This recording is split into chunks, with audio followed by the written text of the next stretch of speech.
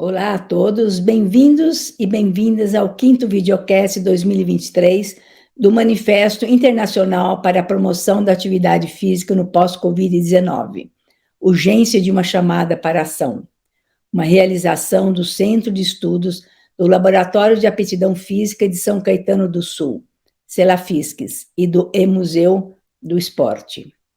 Eu me chamo Maria Beatriz Rocha Ferreira, sou professora aposentada da Faculdade de Educação Física da Unicamp. Exerci e continuo exercendo a profissão em outras universidades públicas no Brasil e participo de quadros diretivos de organizações internacionais não governamentais. Eu sou Beatriz, estou na terceira idade, tenho tez e cabelos claros e uso óculos.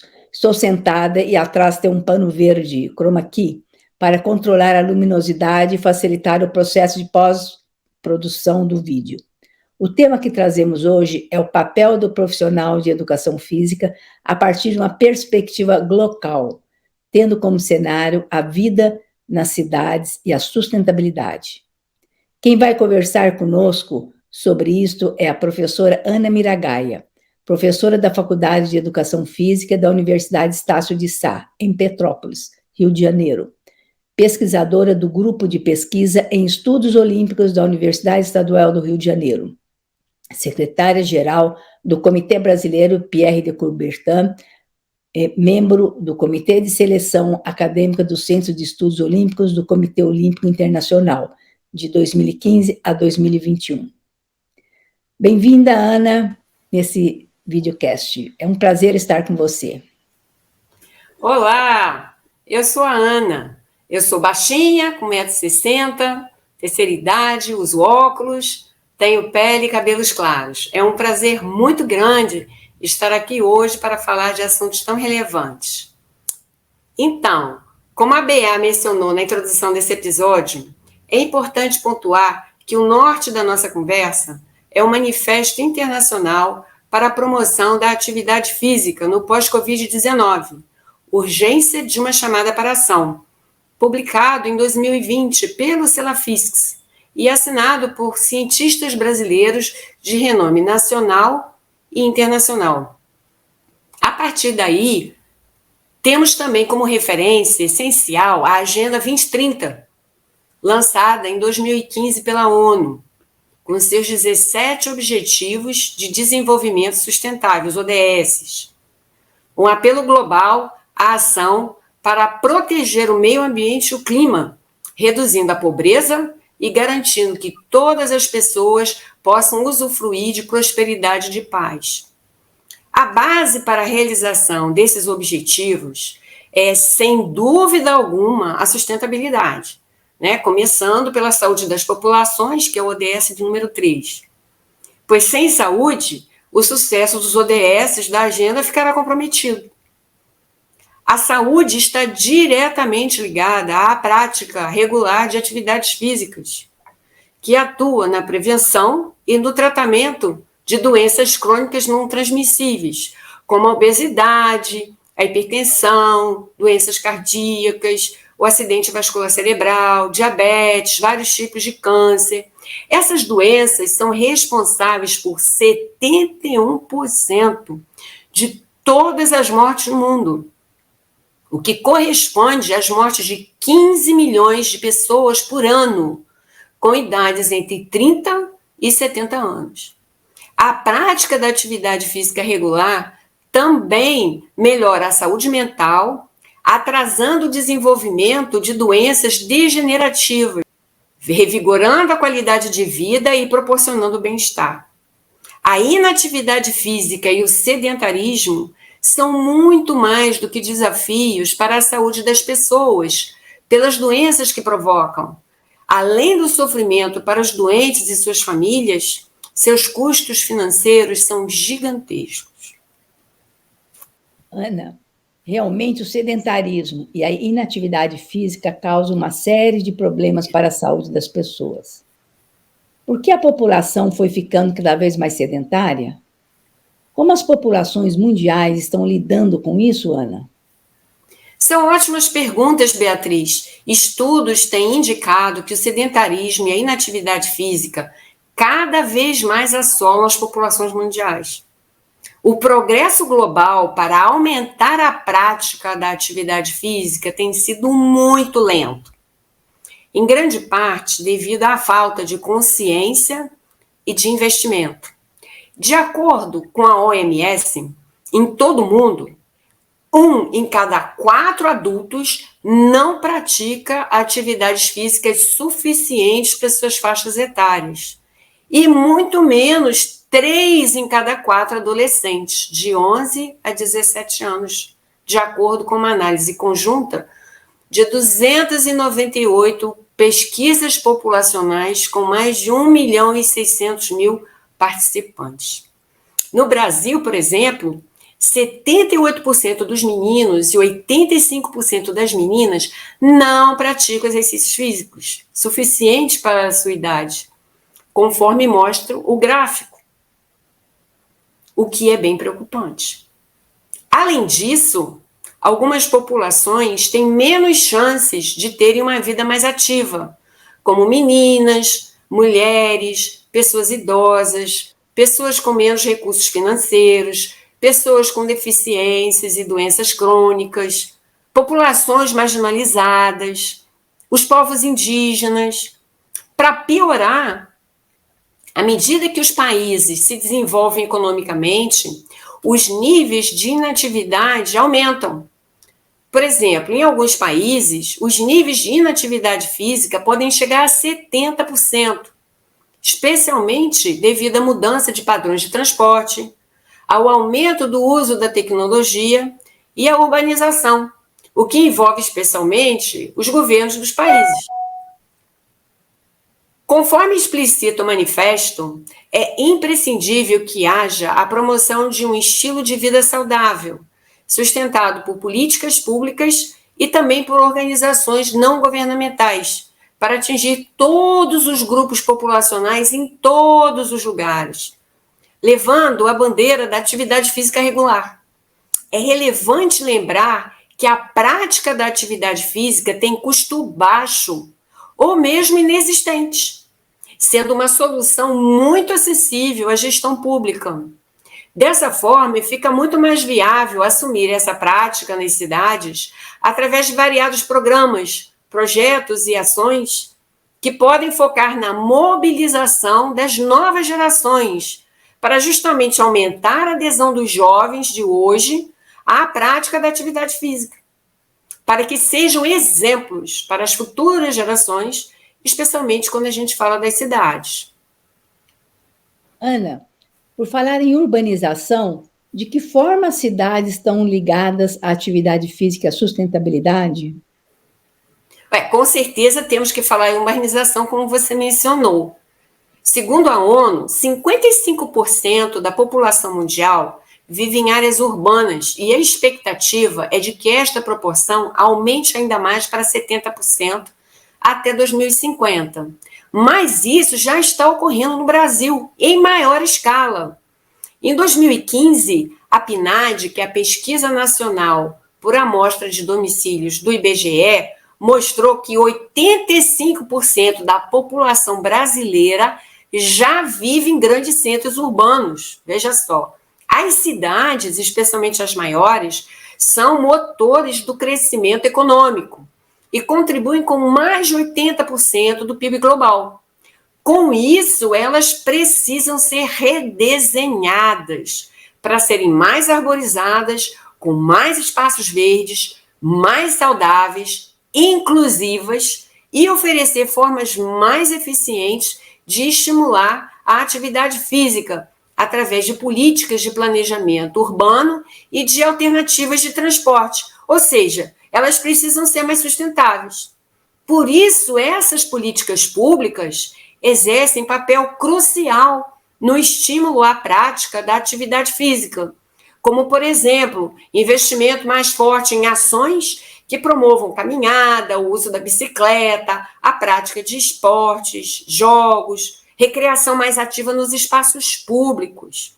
Isso deve ocorrer em todos os lugares, fazendo com que todas e todos possam usufruir desses espaços de forma democrática, favorecendo cada vez mais a interação social. O manifesto, inclusive, aponta que isso gera um efeito multiplicador sobre os muitos benefícios de um estilo de vida ativo e saudável.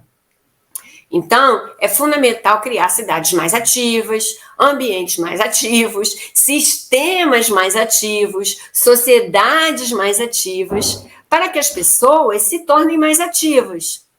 E para abordar os problemas do sedentarismo e da inatividade física, especialmente na população das cidades, a OMS publicou em 2018 o Plano de Ação Global para a Atividade Física 2018-2030, com o objetivo de reduzir a inatividade física de adolescentes e adultos em até 15% até 2030. Mas aí, logo em seguida, em 2020, a OMS publicou as diretrizes para a atividade física e o comportamento sedentário, com recomendações de saúde pública, a partir de dados científicos sobre a quantidade de atividade física, ou seja, a duração, quantos minutos, a frequência, quantas vezes na semana, e a intensidade, se é leve, moderada ou vigorosa, que é necessária para promover benefícios significativos à saúde das crianças, adolescentes, dos adultos e dos idosos. Na esteira desse movimento, no ano seguinte, em 2021, o Ministério da Saúde do Brasil publicou o Guia de Atividade Física para a População Brasileira, com o objetivo de orientar um estilo de vida com atividade física regular, saudável e sustentável, partindo da responsabilidade individual e social, conforme consta do manifesto. Aliás, o manifesto ratifica a prática de atividades físicas como essencial para a construção de imunidade contra várias doenças, inclusive contra a Covid longa, focando em 12 áreas de intervenção na sociedade, com total reconhecimento científico. Todos esses documentos mencionados e oficiais atestam e dão suporte legal e científico à prática de atividade física regular como essencial à saúde e à sustentabilidade. Mas, Ana, como então as pessoas poderiam fazer suas atividades físicas? É só sair andando por aí? Sim, estamos indo direto ao ponto. Caminhadas são excelentes para a saúde. E todo passo conta, todo movimento conta. E isso é super importante. Uma pessoa pode fazer as atividades que quiser, porém, aqui cabem algumas perguntas. Será que essa pessoa sabe qual atividade física regular é mais adequada para ela? O que seria mais apropriado para a sua idade, gênero, condições de saúde, atividade que se adeque melhor às suas condições particulares de vida? Será que essa pessoa sabe qual a frequência, a intensidade e a duração que a atividade deve ter? Para responder essas e outras perguntas, nos referimos à valiosa orientação dos profissionais especializados em saúde e atividade física, especialmente o profissional ou a profissional de educação física, especialista em atividades físicas. Como estamos generalizando, vamos optar por utilizar o termo genérico masculino, tá? Em particular, esse profissional sempre tem como objetivos incentivar a prática da atividade física sistemática e prestar serviço que favoreça a saúde do indivíduo, sempre com responsabilidade, segurança, qualidade técnica, ética, tanto no atendimento individual quanto no atendimento coletivo. Seja em grandes metrópoles ou em cidades pequenas, muitas vezes o profissional de educação física tem que desafiar uma série de obstáculos urbanos, como falta de espaços públicos, iluminação deficiente e também a falta de sustentabilidade, como, por exemplo, a poluição do trânsito, para melhor levar a orientação aos seus beneficiários. O profissional atua em quaisquer locais onde possam ser ministradas atividades físicas, como, por exemplo, empresas, projetos sociais, academias, lares de idosos, condomínios, praças, na natureza de uma forma geral, e até mesmo na casa do praticante, né? E ainda temos o professor de educação física que atua nas escolas, que trabalha com valores e introduz a prática das atividades físicas, promovendo desde cedo esse hábito sustentável. O Brasil conta hoje com mais de 600 mil profissionais de educação física, distribuídos em todas as regiões do país, em cidades grandes, cidades pequenas, numa enorme rede coordenada pelo CONFEF. Esses profissionais podem fazer uma grande diferença na promoção da atividade física regular, para as populações cada vez mais aderirem a essa prática sustentável. E muitas vezes com custo zero para o praticante, através das políticas públicas.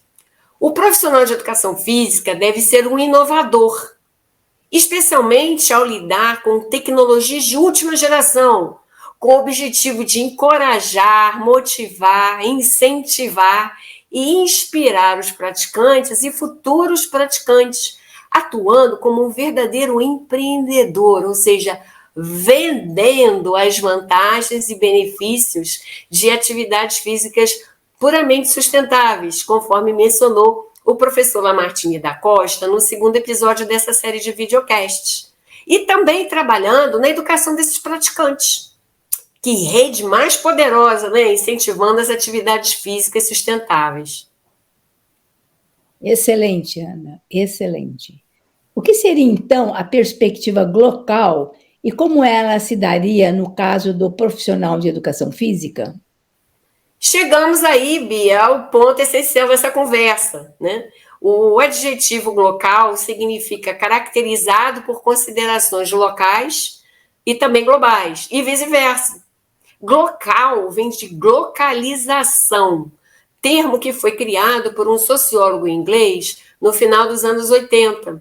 Esse conceito se originou a partir do comércio de empresas multinacionais que ofereciam produtos considerados globais, que passavam por ajustes e adequações nos mercados locais, né? Um exemplo famoso é o caso da rede McDonald's, que desenvolveu vários tipos de hambúrgueres localizados, né? A localização está relacionada a processos e fenômenos que são, ao mesmo tempo, globais e locais.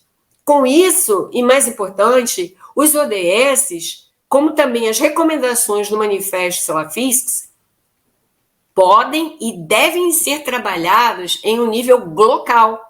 É importante pontuar que a elaboração dos ODS partiu de experiências locais ao chegar ao global e vice-versa. Por isso, o processo vai e volta. Dessa forma, pode-se dizer que o profissional de educação física trabalha dentro dessa perspectiva local, pois ele procura articular ensinamentos e conhecimentos de características globais, né, com uma experiência feita sob medida, aplicada àquele contexto local, à comunidade onde ele ou ela atende, na cidade onde trabalha, para os seus beneficiários. É ele ou ela quem faz o conhecimento científico e técnico das pesquisas, dos estudos e das ações mais globais e abrangentes, dialogar com as necessidades de seus beneficiários. E quando ele participa de eventos, congressos nacionais e internacionais, há sempre a possibilidade de trocas entre as pessoas em termos de experiências e ressignificação dos conteúdos locais. Na prática, então, nível global, o profissional de educação física está ali na linha de frente, não somente com os artigos científicos, livros, matérias técnicas, documentos relevantes, como os mencionados ao longo dessa conversa. O objetivo é sempre o de prestar melhor serviço, né? Mas também atuar junto a órgãos públicos municipais, estaduais, federais, empresas privadas, instituições não governamentais, conhecendo melhor, direcionando e orientando, planejando também políticas e ações ligadas às atividades físicas. Já em nível local, o profissional de educação física garante aos seus beneficiários um serviço profissional seguro, competente, sustentável e atualizado, adaptado àquele contexto específico, né? O profissional de educação física é quem conhece ali o seu público-alvo nas cidades e localidades onde está inserido.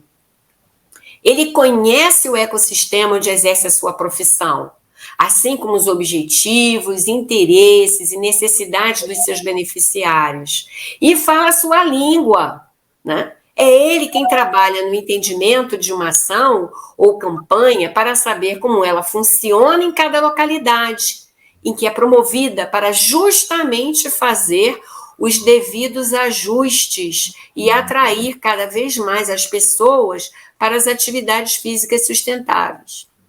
E, finalmente, né, o papel do profissional de educação física se torna cada vez mais local, imprescindível e cada vez mais ligado à sustentabilidade, à vida nas cidades, especialmente com a realização dos ODS e também das recomendações do Manifesto 2020, para colocar na prática suas recomendações essenciais. É justamente o profissional ou a profissional de educação física quem finalmente vai dizer: cada passo conta. Agradeço muito a sua atenção. Ana, excelente. Muito obrigada por trazer relevantes informações, conhecimento. Lembrando que a professora Ana Miragaia, da Faculdade de Educação Física da Universidade Estácio de Sá, em Petrópolis, Rio de Janeiro. E eu sou a Beatriz Ferreira, e esse foi o 5º episódio da série de videocasts 2023 do Manifesto Internacional para a Promoção da Atividade Física no pós-Covid-19, urgência de uma chamada para ação.